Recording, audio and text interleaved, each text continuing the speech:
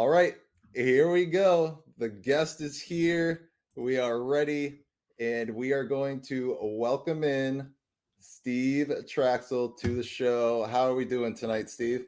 We are doing very good. What's up, Nick Harrison? Good to meet you guys. Yeah, Yeah, great to meet you.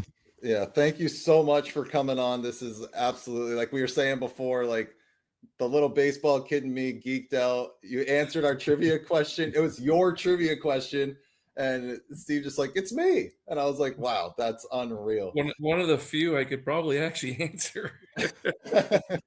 That's awesome. I feel like you had Um, the Well, inside my track on that baseball answer. trivia show, that's for sure. yeah. So yeah, Carl's a huge Cubs fan, so he's awesome to see you. So all right, Awesome. let's kind of See you start. at the Cubs convention. Yeah, right. All right, so let's kind of start at the beginning, and at the beginning, I mean your college days. You helped Long Beach State get to the College World Series, if I read correctly. Yeah, 1991. We had a unbelievable team. Believe it or not, Jason Giambi was my third baseman on that team, Wow. hitting 440, lining singles over the shortstop's head like it was easy. Played third base, and yeah, who knew? Yeah, we had 9 guys drafted off that team, Wow. and yeah, the College World Series was a lot different than it is now, and didn't have the super regionals or any of that stuff to get to and get through, and just I mean, what an amazing week that was. My first time in Omaha, got to go back there, as a AAA ball player and just relive it all over again. Unfortunately, we Yeah. just didn't win the whole thing. Yeah, that's incredible. At what point in college did you realize you had a shot at the pros? My second year. So I was in junior college or community college, depending where you're at, what they call it. And I was a little guy. I graduated high school, 5'10", 155. I was 17. So um, finally, by my second year of college, I was like 6'1", maybe 180. And all of a sudden I noticed, scouts actually wanting to talk to me after games. We always saw them, I was fortunate enough to play with some guys, in high school that made it to the big leagues who were bigger and stronger. So I saw the scouts. I knew what to look for. And you start filling out these little 3x5 cards with your info on them. And then when they actually start calling you and wanting to go to lunch, it's like, okay, something's happening here at least. Yep. So at least I might get a shot. Um, but I didn't have any interest really at that time. I felt like, okay, I'm little, I'm probably throwing 90. On today's guns, that's like 99. So I probably would have. Right. But I'm like, I'm not going to sign as a 75th round pick or any of that stuff because none of them would tell me where I was going. So graduated. I went and played in the Alaska League before going to Long Beach State. My pitching coach from Long Beach State was actually a coach on that team, and Cubs scout offered me a contract after this 24-hour tournament that they played in Wichita, Kansas. So you literally start games at like 3 o'clock on a Thursday and you just play. So you might start a game at 2 a.m. You might have a 5 a.m. game. It just went nonstop for 3 days. And so Scout offered me a contract there. I'm like, okay, now I definitely know I'm going to get a chance because I just got offered a contract. Told him, sorry, I'm still not ready. I want to go to Long Beach State. I'm going to play for Dave Snow. They had just gone to the College World Series before that. I'm like, I want to experience this, get another year of college, just in case. And, Long Beach State, I just exploded. I got another 10 pounds heavier, really, really learned how to actually pitch at Mhm. Long Beach, set up hitters and also put me, and I was a control guy for the entire time, even, that's what carried me through. And I just really felt like I learned so much in that one year at Long Beach that really just gave me a head start above everyone else that, in other colleges I felt, but definitely when I got to the minor leagues, I felt like I was ahead of the game.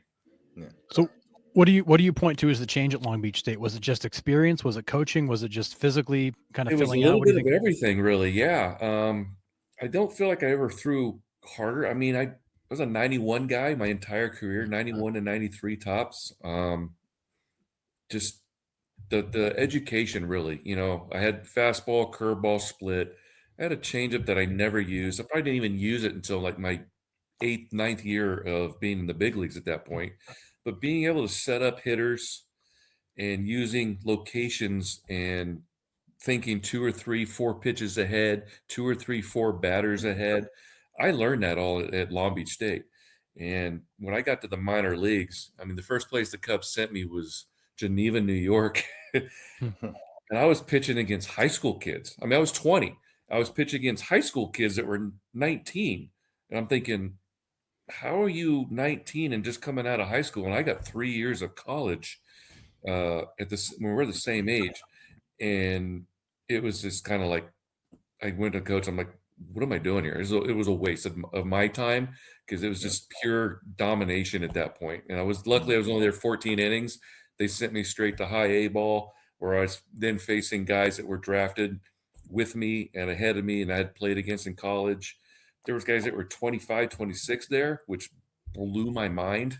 Married with 3 kids, and I'm thinking, okay, I'm 20. I'm fresh out of school, still trying to get my feet wet. And you've been in A ball for 6 years at this point. I'm like, I don't understand this. But they're like, okay, we're all going to go out beers tonight. It's like, I'm 20. I got my fake ID, though. I'm using my fake ID. I could go have beers with you guys after the games. That's awesome. So you finally get to the big leagues, and as a kid, we all grew up watching WGN. We would come home from school, the Cubs are on national TV, everybody in the country is watching the Cubs, and then Cubs games gets over mid-afternoon, they turn it to TBS and watch the Braves at night. Right. So you guys were on the national stage, and those were really the only 2 teams, even being local in New England. I couldn't watch the Red Sox unless I had a special channel. So how was that being on a national stage every single time you stepped on the mound? Did that cross your mind at all when you're out there, or are you just so zoned in that it doesn't matter? It really didn't, because that's what we were doing too in the minor leagues. Our games are 7:00 at night. So we're watching the Cubs at 1:00 before we even go to the ballpark. And so we're following guys, and and you get to AA, AAA.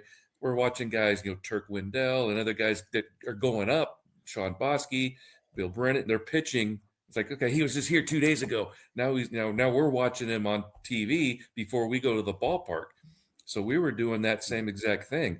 So I guess by the time I got there, in '93, September, AAA, we had just won the AAA championship. I think we brought up 11 guys or 10 guys off that team. Wow.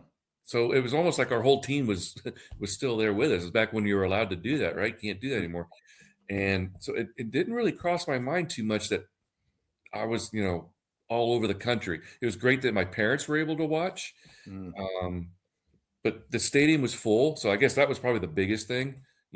Wrigley was full every single day, no matter how the team was doing. So being in that crowd with the ravenous fans that the Cubs fans are was probably a bigger influence, more than really thinking, oh my gosh, the whole country's watching. Because I grew up in California. I had WGN. I didn't watch the Cubs. Yeah. I didn't watch the Braves. I was Right. and I was an Angel Dodgers guy. So if they were on TV on Channel 9, then I got to watch them. But yeah, I didn't grow up a Cubs or Braves fan, so maybe it didn't resonate because of that. Huh. Interesting. So we've heard from a number of minor leaguers we've talked to, as you make the progression through the minors, obviously gets a little bit harder. But one of the things we've heard is that jump from AAA to the majors it's not like jumping one level, it's like jumping 10. How do you view that transition? And when you get that first call up, how are you managing your expectations, but also your emotions to make the jump and be on the big stage? Yeah. The big difference for me was always speed. We had guys come back when I was in junior college that were in the big leagues, and they would work out before spring training. And we'd ask, what's the difference? And they'd say, okay, A ball as a pitcher, there's like 3 guys, maybe a 4th that you actually have to worry about. 5 through 9 they're all automatic outs. Don't even worry about them. You get to AA, now it's 1 through 5. A good team might have 6. You get to AAA, it's 1 through 6, 1 through 7. You get to the big leagues, it's 1 through 9, and the first 2 guys and probably 8 and 9, unless he's a catcher, can all run, and everything just speeds up. the big key for me was the defense also speeds up. The guys in the big leagues are getting to ground balls and balls in the outfield that guys aren't getting to in the minor leagues. So you're giving up a ball off the bat, and you're like, oh my God, that's a double in the gap. You got your center fielders over there camped out, catching it, no big deal, or a ball up the middle, you think it's a base hit. Nope, routine play for a big league shortstop. So, thinking about getting to the big league. So when I was in Double A in Charlotte, I went, struggled mightily. Changeup, Maddox being the Cubs, everyone's like, oh, everybody's got to throw a changeup. And like I said, I didn't have one. I had to split. I was one of the guys that was way ahead of the game with a split finger, and I'd been throwing it since I was 15. So we had a guy come into the camp and the team go, you're never getting to the big leagues with the Cubs without a changeup. So they said, quit throwing your split, work on a changeup, and we'll see what happens. Couldn't do it. I was getting my butt kicked. It's 0-3 with like an 11 ERA. Had a roving pitching instructor come in, Mo Drabowski, and he goes, what the heck is going on? 2 years ago, you're 6th in the nation in strikeouts in college. You blew through a ball like it was nothing. Now you can't get anybody out. I said, well, this guy told me I can't get to the big leagues with the Cubs without a changeup. And he's like, that guy's never played baseball, period. He's never played. He's a front office guy. He's like, let's do this. Go back to your split. And then if anybody asks, just tell them it's your changeup. I win my next 11 games. I go to the All-Star game, and I meet a guy named Paul Wagner. Great pitcher for the Pirates. 2 weeks after the All-Star game, he gets called up to the big leagues and wins his first 2 games. Clicked in my head right there. I'm like, if he can do it, we have very similar stuff. If he can go to the big leagues and have instant success, when I get there, I'm going to have a chance. So that was when I felt like at some point, I'm going to get to the big leagues. So then, That's next awesome. year, go to that. They called us up. We were in the championship series. I pitched game 6 to get us to game 7. I win. And they tell me I'm going to the big leagues after game 7, but we have to play game 7 first, and you can't tell anybody. How do you keep that secret? Because 9 other guys are going with you, and we got to win game 7. So I'm sitting in the dugout, game 7 of our championship game, going, I want to win the championship. I also know tonight after this game, after we party, I'm going to Chicago, and I can't tell anybody during the entire game. It's the worst championship game I've ever been. So we win. Luckily, we win it. We're having this raging party, and then at the same time, 9 of us are going to Chicago the next day. So, wow, it was a crazy 48 hours for sure. Sounds it. That's wild. All right, so you get to Chicago. You get you have a 2.14 ERA and 96 heading into the All-Star break, and you make the All-Star team, and you get an appearance in the All-Star game, top of the 7th inning. Yep. Do you remember who you retired? I do. Yeah, I remember. I threw 7 pitches. Yeah. 1 pitch to Aroyd, 1 pitch to Sandy Alomar Sr., and then got 5 pitches to Cal Ripken Jr. And I almost hit Cal in the head. Yep. I watched it last night. I watched the whole 96 All-Star game last night. It was pretty cool. Yeah, that was crazy because Roberto Hernandez, who was a teammate with mine, during the team photos, so they put up the metal benches. So he slips because he's wearing his metal spikes, and he throws up his elbows to balance himself, and he hits Cal right in the nose and breaks his nose. Yeah. So the first thing he's thinking is, oh my God, I just ended the streak. Yeah. Right? So then, go 4 hours later, it's time to pitch. My first pitch to Cal almost hits him in the head. I'm like, oh wow. Now I almost ended the streak. Yeah. Yeah, I saw. I had no idea that happened until I watched the game last night. And they literally, Cal gets off the bleachers and they literally reset his nose right there. And I was like, and he still played. Okay, yeah, Cal, right? Unreal. So I go 3-0 on him, and I get back in the count, 3-1. I'm like, I'm a control guy. I'm not walking him. So I'm like, here it is, 3 right down the middle, just hit it, and he hits it 190 miles an hour. Right to shortstop. Of course, the shortstop, we got Ozzie Smith, and he picks it. He's like, this is nothing. I got this. No, I'm just like, damn, it's that easy? Yeah. Yeah. He goes, it's turf, kid. No, don't worry about it. Right. But I This is warmed a up for that game. I threw my – I never had – I wasn't really a bull, come out of the bullpen for 5 right. years at that point. I think I threw 60 pitches in the bullpen to get ready for that game, that one inning, and I Yeah. throw 7 pitches, and it was over before I even knew it. Yeah. And unfortunately, I never got to go back. But, yeah, that was awesome. So question in the chat here. Do you remember the first batter you ever faced in the show? Chuck Carr, beep, beep. Chuck Carr. Awesome. 3-1 fastball, same thing. I'm like, here it is, hit it. Flew out to center. Next batter, Brett Barbary, ground out to second. Third batter, Jeff Conine, home run to left center into the bleachers. Fourth batter, Orestes Estrada, strikeout, my first strikeout. That was my first inning. Man, that's Never incredible. forget it. That's All amazing. Right. So to kind of flip the script, your first pro home run. You've got three career homers. The one you hit with the Mets was an absolute bomb, by the way. The one down It's the the left only field one I knew was a homer. That thing was crushed. Yeah, it was gone. It was clearly gone off the bat. So your first career homer. Kurt Schilling. Same thing. 3-1 fastball or 3-2 fastball. I don't even remember at that point. But yeah, I hit. It was just connected down the left field line. You know, Wrigley, it's deep down the corners because of the family section. So I figured that's off the wall or whatever. I got to bust it to try to get to second, and landed in that family section. That's awesome. And then 2 innings later, I'm in the dugout. We're still pitching. Mark Gracie, Benito Santiago was catching for Kurt, and Gracie comes in and sits down next to me. He goes, "Hey, I got a quick question for you." It's like, "Were you cheating on that homer?" I'm like, "I'm sorry, what?" I'm like, "What do you mean? Was I cheating?" He's like, "Yeah, did you like peak or something?" I was like, "It was a 3-1 fastball to a pitcher." I mean, right. Cheating what? Yeah. He's like, "Oh, Kurt thinks you were peeking or something at that point to hit the homer." I'm like, all right, whatever. Well, man, oh, that's incredible. He wants to drill me for that. Yeah. Whatever. We can worry about that next year. Yeah, right. Exactly. So but I do have a I hit a home run in spring training off of Eric Gagne. I know. Nice. Before he was Eric Gagne. When he was still a starter. I went 3 for 3 in that game with a homer. They sent him down to the minor leagues that night, and he came back throwing much harder. Yeah. And one of the best closers in history for 2 years. Yep. Yeah. What is it like having a teammate like Mark Grace, who seems like he's got huge personality and brings that team alive? He 100% does. He was my locker mate, so he took great care of me my first couple of years. I got 6 years of secondhand smoke in my lungs because of him sitting next to him. But no, Gracie, we hung out a lot.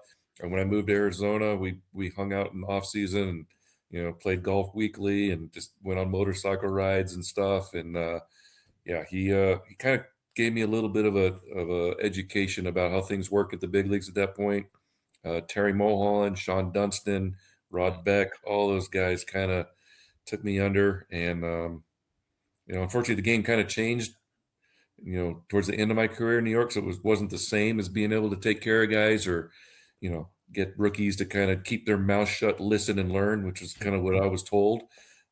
That's gone away a little bit, or actually a lot now, but Mark and I, when we don't see him much, I try to see him when we get to in Arizona if possible, or when they come out when he's doing stuff with the D-backs. But I did fly back there to Chicago when they put him in the Hall of Fame, and I got to spend some time with him there. And he was love him, love Mark.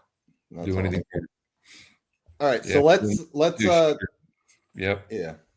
So let's switch teams on you now. So let's go over to the Mets side of your career here. Hang on. Before we go to the Mets side, I want to go into 98. You're skipping Tampa? Sorry. Well, no, I do have 1 point in Tampa. Yeah. We won't let Tampa escape because as Red Sox fans, we then saw you again. But I want to go back to the Cubs for a minute. So I want to go back to the season of 98. Okay. So you go win 15 games.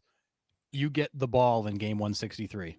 So the biggest game the Cubs have had since like 1989. You get the ball. Yep. You go 6 1/3, 1 hit. what is it like, first of all, to get the ball in a game like that? And then what is Wrigley like down on the field when you're throwing a no-hitter through the first 6 frames? Yeah, I mean, I guess it was kind of my spot to come up, to pitch, so I kind of expected to get the ball. But, I kind of went back on that where, pitching in college, the get us to the College World Series, in the College World Series, Game 6 of that AAA championship. I kind of used all of those learning tools of being able to manage emotions and focus and all of that. Um, Wrigley Field that night was just, I mean, the electricity was just unbelievable. You'll remember the Harry Carey pass that year. So that giant balloon over and behind the left field bleachers of Harry was there. I mean, the electricity of Wrigleyville getting into the stadium. I don't know what time they started. They probably started at noon. Was just absolutely insane. The game itself was kind of a blur. I actually watched it again maybe a year ago, and there was so much that happened in that game that I don't even remember happening. I mean, I think I walked 6 guys in that game or something, like 5 guys. Yep. I mean, that whole game for me now just boils down to me striking out Barry, Brett Main getting a base hit, and Rod Beck getting the pop up to first. And that's like the 3 things that really, Gaetti hitting the homer. It's like those 4 things are like in my head. Most of everything else is kind of a blur. I mean, I don't remember hitting in that game. Couldn't even tell you what I did. I don't remember any big double plays or anything else that really happened or big defensive plays that happened. It's just those 4 points. It's just like boom, boom, boom, game's over, and then celebrate. So Yeah, that game was wild because, like, when Gaetti hits that home run, like, the cameras were shaking. It was so loud there, but the stadium was shaking. We were in the dugout. It was just like, oh my God, this place is 150 years old. It's going to fall apart. yeah. So in the 4th inning, do you remember hitting Jeff Kent? And then I don't. so yeah, so in the fourth inning, you're still cruising with a no hitter, and Wrigley was loud and excited, and then you hit Jeff Kent, and it gets a little quieter, and then it was walk, and so they're loaded with 2 outs. Oh dang! No hitter still intact. You get a huge strikeout to end the inning, and then Wrigley goes from very quiet, like holding their breath, to absolute insanity again when that inning finally ended. Damn, yeah, I'll have to go back and watch it again. Yeah. It was such a cool game to watch, and just the way that team handled the Giants. You got Barry Bonds in the game. Everybody knows Barry's story, who Barry is. You got Jeff Kent, who's also a monster. You absolutely, yeah, and you tamed that lineup in a massive, massive game for a team that hadn't been in the playoffs in a while. Yeah, other thing was I remember Terry Mulholland pulling me aside after that game and just kind of looking at me like, they'll never be able to take this game away from you, and they'll always have to be able to say that you are capable of being a big game pitcher. They'll always have to use that. So that was one of the best compliments after that game I'd ever gotten. So yeah, that's incredible. So that is incredible. I might be picking at a scab here, and you're probably asked this question a lot, so I apologize. But the home run race of '98, right? Yep. You have a teammate that is right on Mark McGwire's heel. I mean, that must have been incredible to watch that. The most amazing June of all time, right? 20 home runs in a month is insane. So you're at Busch Stadium, you're facing Mark McGwire. Yeah. And he just kind of laces it down the line, the shortest one of the year, but it squeaks over the fence. Yeah. What's the thought in your head going? Because I mean, your teammates are giving him all high fives as he's making the lap around, but like you're the one that gave it up. Like, so like, right. What is your emotions in that moment? Yeah. I mean, in general, I was pissed. Right, as you would be. Fair. Right. But we literally talked about it in our pitchers meeting before the series started. None of us wanted to be in that situation.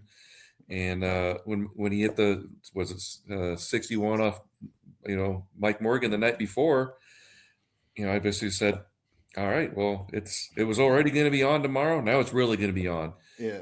And besides the fact that the Cubs, at least we were in a pennant, playoff race at that point too. So, playoff race, Cubs, Cardinals already, huge. And then of course with Mark going chasing that. Yeah, I was shortest home run he hit that year, maybe his career. The year before, that's off the wall. They actually adjusted the fence from the year before, so that was a double. But literally off the bat, based on the the location and the way he made contact, I'm thinking, okay, that ball's curving foul. That's a rocket foul ball down the left field line, and he literally hit it so hard it didn't have time to curve. Yeah. So um you can kind of see it's funny. I don't watch the high fives when guys because we guys had talked about they didn't want to celebrate it at all. You can look at their faces. So if you watch it again, watch their faces. Don't watch the high fives. It's actually pretty funny. You can Okay. kind of see like, oh God, I don't want to. You know what? All right, like, we get it. Yeah. Yeah. Especially Scott Service, his face was the best. Like, you could think of what he was saying in his mind. Even Gracie, at first. And I always tease him because, like, if you watch him, Mark McGwire, not Mark Grace, when he rounds first base, he misses first base, Right. and the first base coach coaches him back to touch first, which if I think correctly is against the rules, and he should have been called out for that because I think he actually made Make contact contact with him. I didn't even before he think about touched that. first base. Could you imagine if that had happened? Would have been an absolute riot. Oh yeah, Oh, that for would sure. have been nuts. Yeah. But yeah, it's just it happened. I was Yeah. probably more disappointed in Sammy coming in and celebrating with him Yeah. than I was with guys actually shaking his hand around the bases. And I actually saw Mark the next night out at the bar at a couple bars. We had a couple beers together, talked about it, and I think he was a little disappointed too in Sammy coming in because it wasn't Sammy's moment; it was his moment. He was trying to share it with his family. But yeah, just he sent me a bat the next day. Hey, I got a signed bat with and all that. I mean, was gracious as can be, and I think that his first out, I think he flew out to center and got the ball back, and I think it was a ball off the end of the bat, and it was an egg. He literally it was misshapen, and I was like Crazy. thinking like, God, I would really love to use this, and then of course they realized it because they were marking the balls, so I had Oh to give right. it back anyway because they had the authentication stuff on them or holograms. I was Mhm. like, well, I know how to do a scuff ball. I could probably do a cut ball. What the hell do you do with a ball in the shape of an egg? Yeah. I That's crazy. wouldn't even know what if it would go straight or what. So Yeah. um, Wow. yeah, and then he hit 70 or 7 whatever it was, and 3 weeks later it was kind of a forgotten thing, Yeah. to an extent Yeah. until he got popped officially for the steroids, and then it blew up all over again for about 2 weeks. Yeah. Yeah. What was the feeling around baseball during that home run race? Kind of knowing that there was, the steroids were a thing, and like, what was the general feeling around guys in clubhouses? Was it just it is what it is, or was there kind of some general dislike Uh, of it? it wasn't. It was a lot mixed. Um, we were kind of in a situation where we really couldn't say anything because we pretty much knew what Sammy was doing. So if we're say something, then they're going to say something. So we're kind of be shooting ourselves in the foot. Um, the media and the amount of press was probably the biggest thing that was crazy Hmm. because we would play day games and Sammy would hit one or two or whatever. And it's like, okay, he's getting closer. So I'm sure Mark was watching in St. Louis and the press there was like going, hey, before the game, Sammy hit one. What are you going to do today? Then we would come back the next morning and it'd be like, hey, Mark hit one last night. What's going to happen today? So it was kind of a circle. That was probably the one downfall of having day games because we were just kind of double whammied with the amount of press. Mm. But I mean, obviously it was unbelievably exciting, and I get the fans loved it. You know, we loved it because we were also watching King Griffey Jr. try to catch up. That's right. On the West Coast. So, I mean, the excitement of it all. Granted, yeah, it was helping us win games because of what Sammy was doing. I get it, but same time, it's like, do you say something? Do you not say something? You say something as, hey, I mean, proof. I never saw Sammy do anything. Never saw Mark do anything. You just kind of got that point where, like 2 years prior, second basemen who were hitting 10 home runs are now hitting 30.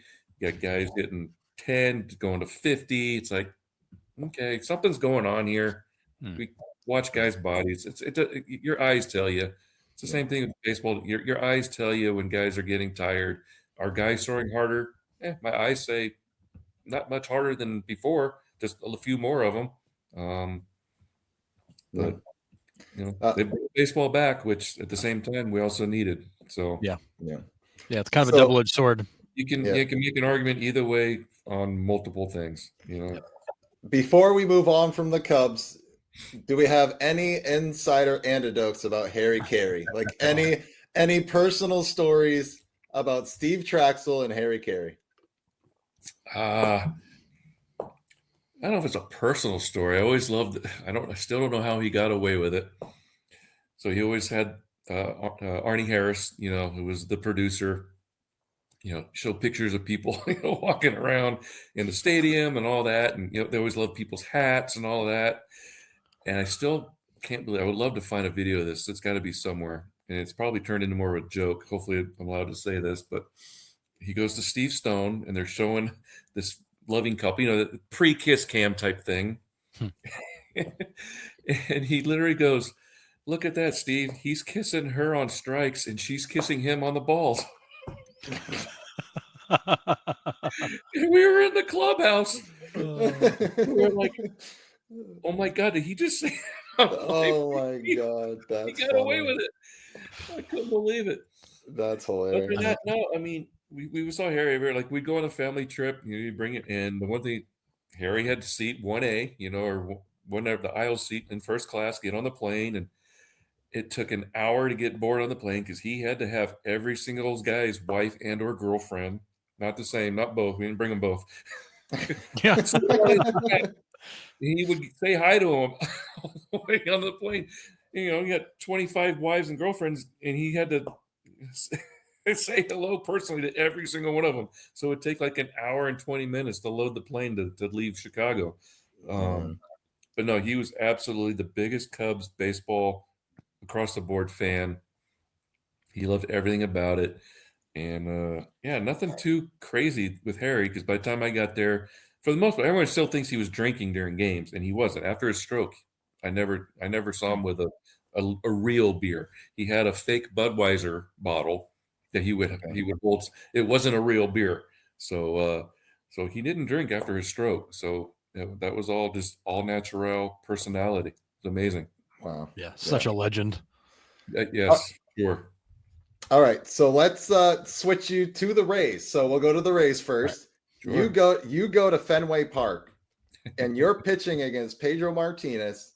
Pedro Martinez puts up 17 Ks. He just is mowing down the Rays.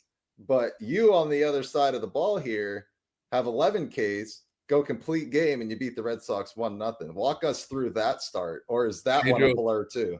Pedro's got nothing on me. Yeah, I love it. I love it. You heard it here first, everybody. No, actually, my first major league win was also against Pedro in Montreal. So, and I went 7 scoreless that game. I got a double off of him. He drilled me with an 0-2 fastball. Shocker, Pedro, right? Yeah, of course he did. Yeah, of course he did. And so no, and that game I do remember quite a bit about, because the mental toll that game took on me was just insane. I remember it was my first time in Fenway, which of course was unbelievable. Yeah. Warming up in that bullpen, which is right there next to the fans. It's about as close to any fans you're ever going to be, especially behind you. And I just remember the fans all just kind of laughing, and I couldn't tell if they were like, when they were saying, good luck. It was like, were they being honest? Which I felt in my heart they were being honest, saying, "Hey, right today," or it was like, "Good luck. You got the Sox and you got Pedro today. You got no chance." Which is probably the reality. But in my heart, they were on my side for 30 seconds anyway. But I remember just going 0 for 0 with him for, I think we even had 2 innings which for me, striking out the side, period, it was pretty rare to do it. I think twice in a game maybe was very, very rare. And I remember, I can't remember who hit it, but there was a ground ball that went through Fred McGriff's legs, and like late in the game, it was kind of like, oh man, this could be it. And I remember getting out of the inning, and finally Greg Vaughn got a base hit to drive in a run for us. And it's like, okay, we're up on the board now. Finally, 1-0. And Pedro just kept boom, strikeouts like it was nothing. And I just remember the end of the game, just fans actually cheering for us. I was actually it was really cool because we saw that a lot as a Cub in St. Louis. And to see it in New York, pretty rare. And I just assumed Boston was pretty much the same, and it is for the most part. But they actually gave us a cheer, kind of an ovation as our team to win 1-0. And I remember doing the interviews after the game. Obviously, they interviewed Pedro first, and I can't remember who. I don't know if it was Tim McCarver or not, but he was saying how Pedro said he had a lot of fun that day, and I was like, fun. I want to go to bed and sleep for 36 hours. I am absolutely mentally exhausted right now. That game was just an absolute grind. And I don't know if it's just because the extra emotion of being in Fenway or knowing it's Pedro or being 0-0. For him, it's probably because he's pitched games like that a lot. And I hadn't. So that was my first time really dealing with a game like that where I got to complete it and get through it. And yeah, it's definitely one of my probably top 5 games of my career for sure. Yeah, you were dealing Incredible. that game. I went through the highlights of that, and I was like, man, your splitter was on. It was dashing away from the lefties. Like they had no answer for you. So it was Yeah, I remember impressive to getting a watch. strikeout against John Valentine. It was almost kind of a splitty away, which wasn't something I did a lot. Yeah. And I'd like to say I did it on purpose. Maybe it wasn't, but I remember getting a big strikeout against John Valentine with that. And yeah, and then going 5 days later, going seven scoreless against the Yankees too. So the two evil empires, compared that everyone talks about, Yeah. to get 17 scoreless against those two guys was pretty good. I mean, Yeah, that's awesome. yeah. If I had to pick games to watch, that anybody would want to watch, like a Digny tape, those two games especially would be on it. All right. I'll have to go back and watch the Yankees one because I watched the Yeah. Red Sox one. It was impressive.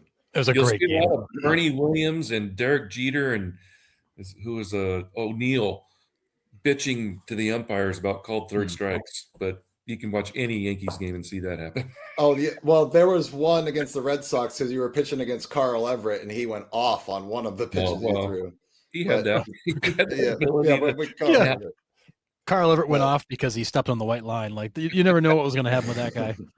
Yeah, that's for sure. Speaking of the strike zone, Steve, obviously the umps are under a microscope these days with the pitch box, and now we're going to have the ABS system come. And what are your thoughts on the strike zone in general? Back when you were pitching, was it did you have a lot of kind of wild calls, or do you think it was a pretty consistent strike zone? It was umpire by umpire, and I think the same now. Now they have an actual sheet, before the game of the umpire and his tendencies and his hot and cold zones and stuff. But we knew that we would have umpires on a getaway day. I remember Frank Pulley would come out and you're exchanging the lineup cards, and he'd like fake look at his watch, be like, 1:00 game, guys. Umpire's got a 4:30 flight. Swing the bats. And you knew that. He just said it. He was, hey, gonna have a big zone. We're gonna try to shorten this game up so we can all get out of here. And but we all knew the guys. We Paul Runge. If you hit the glove, it was a pretty good chance you were gonna get the call. And Larry Poncino, you didn't know. Bruce Fleming, you didn't know. You could get it in the 3rd inning, but then in the next inning you weren't going to get it. You might not get one down the middle, but you knew that going in, and so you mentally prepared for that. I think now they're just trying to make it. Here's the box, here's the square. I would love to know how accurate the thing is on TV. I don't think it's in 100% because if it is, they're missing more now than ever. Seems to be in the hitter's favor, if you ask me. But I'm a pitcher. What do you expect? Right. I don't know if I'm more of a purist. I'm not a pitch clock fan for many reasons. My pickoff rule, which would absolutely have ended my career probably. But at the same time, I guess if you're trying to speed games up and you're trying to get younger fans into it. I do understand that portion of it, but I'm a purist. I want to know that the umpire might be different than last night's umpire. I want to be able to factor that into my game, into my prep, how I'm going to attack hitters, how I'm going to attack certain hitters. If I know I can get 2 inches off the outside corner when I need it, being a location guy, I'm going to save it. I'm not going to overuse it. If there's a tight spot where runners, game's on the line, runners in scoring position, and number 3 or 4 guys at the plate, if I need a free strike and I know I can go out there, boom, I'm going to go get it. If it's going to help me in the 5th inning, I'm not going to use it in the 1st inning. I'm going to save it. And I don't think the game's like that. Well, no one's going more than 5 innings now, so it doesn't matter. But Also true. Fair. So, it was just all part of the chess match that the game was when you went in. Yeah. Was there a particular umpire you'd see behind the plate and go, "Oh man, this isn't going to be my night"? And on the flip side, was there a guy you'd see that would be like, "This is exactly who I want"? Not too many. I mean, my first, I don't know if it was my first in 93 or 94. I just remember a game. I had Paul Runge behind the plate and going back to Mark Grace and those guys, and they get, "Hey, this guy's a veteran umpire. He's going to test you because you're a rookie or it's your first few games. And at some point, you're going to throw a pitch. It's an obvious strike, and he's going to look for your reaction." And it was, I almost feel it was like the first or second pitch of the ball game. Fastball, thigh high, right down the middle, ball. And he does this from behind the catcher to look at me. And I didn't do anything. So next pitch or 2 pitches later, 6 inches off the outside corner, boom, glove doesn't move. That's right. And I got that pitch the rest of the game off the plate. But that next inning, I go in and Gracie sits down next to me and goes, "Did you notice he looked at you?" I'm like, "I kind of did." He's like, "He was looking for your reaction. You didn't react. And that's why you're getting those calls off the outside corner the rest of the game." And I didn't get 6 inches off the corner the rest of my career, but that game, it's like, okay. And it was nice to have that interaction with players, Joe West, I had beers with Joe West after a couple games and just an awesome, awesome dude. And, you see him on the field, a lot of people don't like him because, he was all about rules and but away from the ballpark, he, have a couple Coors Lights with him and, he'd be out on the dance floor, country's dancing and stuff. You're just like, that's awesome. If everyone else saw this guy, they wouldn't be so angry with him on the field. Yeah, and that's awesome. Yeah. All right, so let's the game within the game. It's so cool to hear. Yeah. And I don't know if that works anymore because so much is on, your wrist buzzes, and so you got to call pitch violation or however they do it, or my intercom's not working and All right, so let's switch over to the Mets now. It's 2001. We all know what happens in September 11th, 2001. You're on the Mets. What was that atmosphere around New York, Queens, the ballpark? Like, I mean, I was a senior in high school. It's a big spot in history, and you guys are right in the middle of it. And then to be the first baseball game back after 9/11, the Mike Piazza homer, all that stuff. Yeah. Just kind of walk us through that whole scenario, if you could. I mean, we were actually in Pittsburgh, and there was a federal building across the street from our hotel. So they evacuated the hotel. They evacuated us because I guess at some point they had intel that federal building could possibly be a ticket or a target. I'm assuming all federal buildings were probably a target. So they took us out to this hotel out in the middle of nowhere. And just like everyone else, we were just absolutely glued to CNN in stunned disbelief. So that we were back in New York, I think the night of the 12th or early morning on the 13th. And Shea Stadium was a staging ground. They were using the parking lot for supplies and assistance to take everything down to ground zero. So we were there pretty much every day, helping out, loading trucks, stacking donations. Whether it's any kind of supplies, gloves, boots, dog food, bottles of water, masks for downtown. and then it's like, I lived in Connecticut and in Stamford, and I'd go home at night, and you go to pass by the train station, the Metro North, and they were starting to tag cars that were there for 3, 4, 5, 6 days and hadn't been moved. And obviously they ended up being, those were all cars that guys worked in the towers, so, they start towing cars, because they, just, um, then you start talking to our security guards who are obviously all ex-police or part-time police or both. And, their buddies, they're telling stories. Oh, we're waiting to hear from this guy, and we're waiting to hear this guy, and then the firemen, and Mm. so kind of we all knew somebody at some point, and then it started, the numbers just started to grow, people that we knew and all that. It's like, okay, so now what do we do? And they started talking about the games. Like, we're like, "Man, we got to play, of course." And they're like, "Well, do we have fans? Do we put another situation with 50,000 people in the crowd so close to an airport?" And it's like, well, the airplane, planes aren't flying at this point. So that's kind of takes that out of the equation.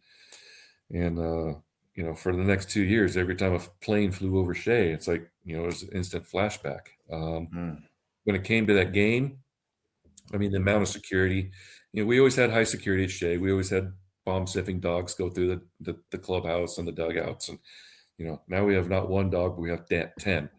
Hmm. Uh, we got snipers in the light standards. We have, you know, policemen or whatever's above a policeman dressed in, uniforms, almost as if the president was there because because Because he America. wasn't what he threw out the first pitch in that game, right? Right. That first game back.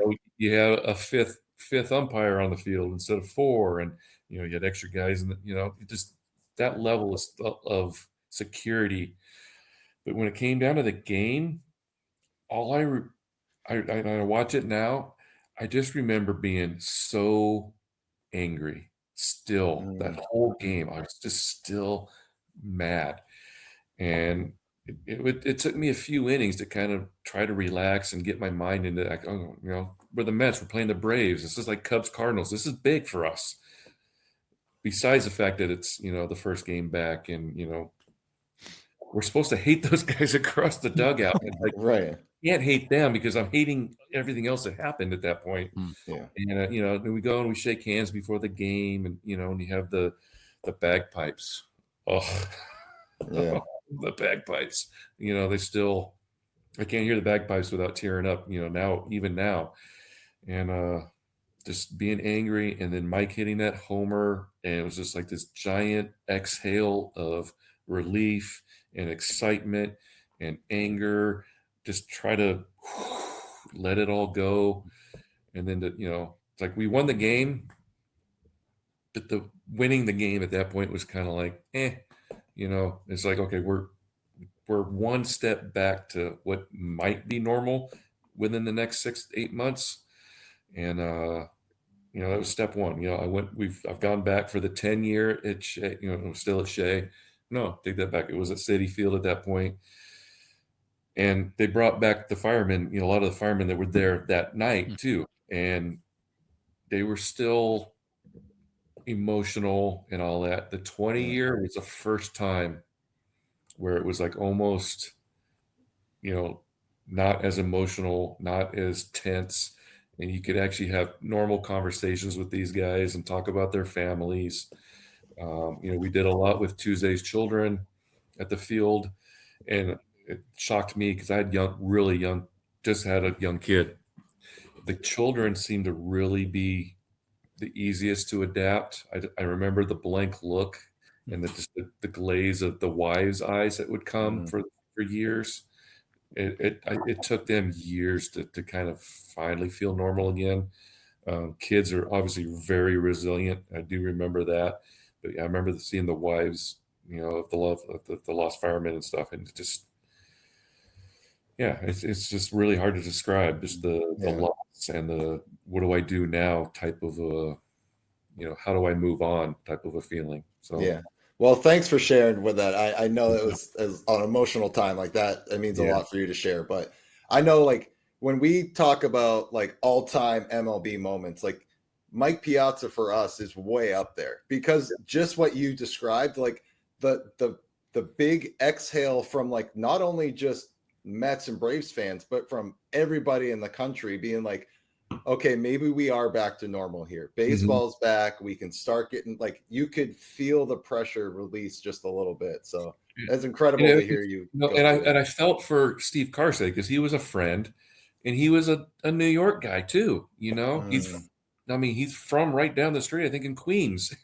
So to be on the other side, he's now pitching against the Mets in that big situation, but he's also a New Yorker. So he's kind of feeling it double and all of that, So yeah. But, all right, so let's move a little bit further to 06. You're playing the Cardinals, and Andy Chavez makes that ridiculous catch over the left field fence. What are you guys doing in the dugout? Are you like crashing into each other, like celebrating, like going I wild? was actually in the bullpen at that point, just because we were piecing everything together. But when we saw that, we all just kind of like glanced at each other, like going, "Oh my God, it's karma." That's like that.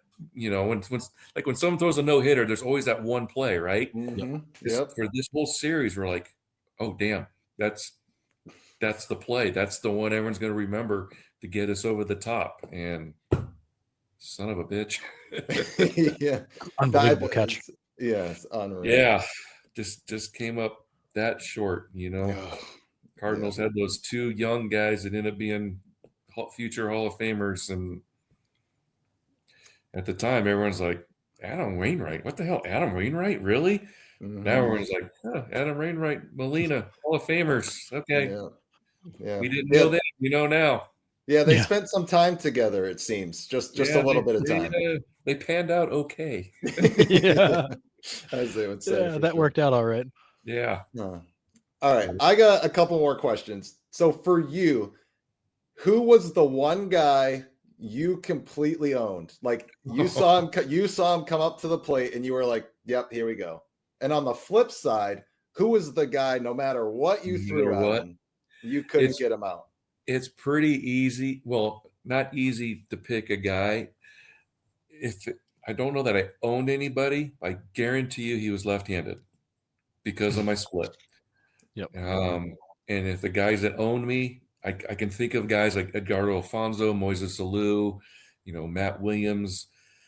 They were right-handers because I didn't have like a slider away from them. My split was a pitch that would break into them, so it was a little bit less of an equalizer than it was to lefties. I would remember because I would go through a lineup the night before my games of who I would expect to face. And then I remember showing up for games the next morning, and so I'd see a lineup with all these lefties in it. I'm like, don't these guys know I get lefties out and righties hit really well off of me? Why isn't there 7 righties?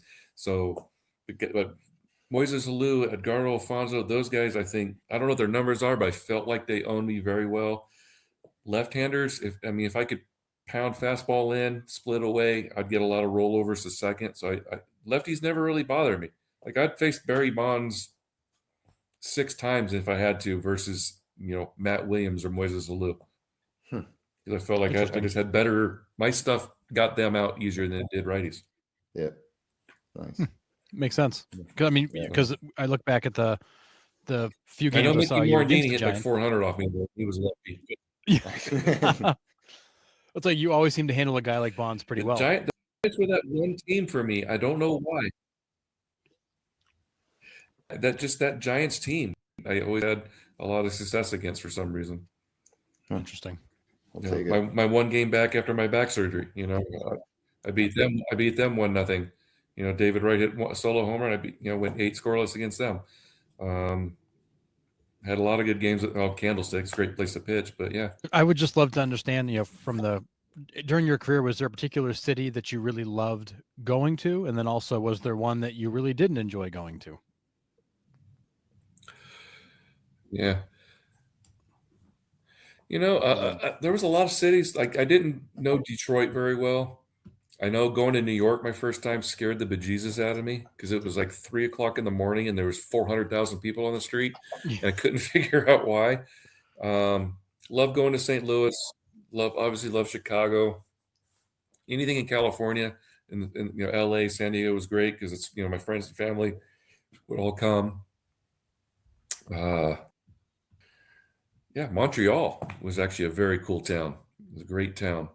The 2 months I played in Toronto's very similar to Chicago, so that was I used to tell people, what I do in Chicago. If you don't love sports, beer, food, don't bother coming here or music.